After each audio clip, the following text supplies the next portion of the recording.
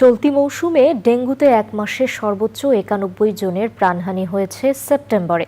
কীটতত্ত্ববিদদের আশঙ্কা, অক্টোবর মাসেও ডেঙ্গুতে মৃত্যুর হার কমবে না, বরং মশার প্রজনন ঘনত্বের বিবেচনায় হটস্পটগুলো চিহ্নিত করে এডিস মশার নিধন না করলে মৃত্যুর মিছিল ডিসেম্বর পর্যন্ত অব্যাহত থাকবে।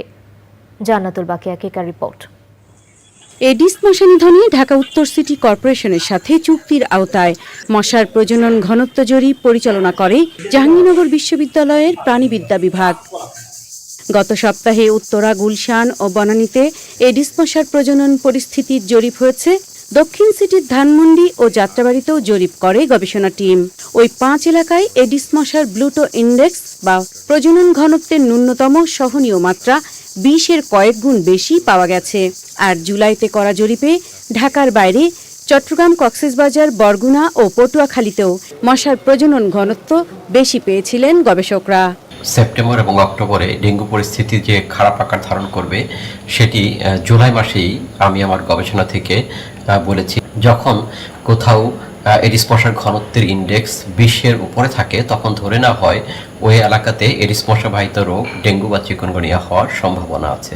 স্বাস্থ্য অধিদপ্তরের পরিসংখ্যান অনুযায়ী বুধবার পর্যন্ত ডেঙ্গুতে আক্রান্ত হয়ে মৃত্যুর শিকার 174 জনের মধ্যে 93 জন ঢাকা দক্ষিণ সিটির, আর 25 জন মারা গেছে উত্তর সিটির বিভিন্ন হাসপাতালে।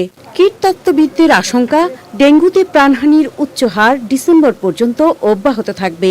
এডিস মশার প্রাপ্ত ঘনত্ব, তাপমাত্রা, আর্দ্রতা, বৃষ্টিপাত এবং ডেঙ্গু রোগীর সংখ্যা এগুলো মিলিয়ে আমরা একটি ফরকাস্টিং মডেল তৈরি করি। সেখানে আমরা দেখতে পাচ্ছি যে অক্টোবর জুড়েই ডেঙ্গুর প্রকোপ থাকবে বেশ ভয়াবহ আকারে। যদি আমরা এটিকে এখনই নিয়ন্ত্রণ করতে না পারি তাহলে বছর জুড়েই ডেঙ্গুর প্রকোপ এবছর থাকবে।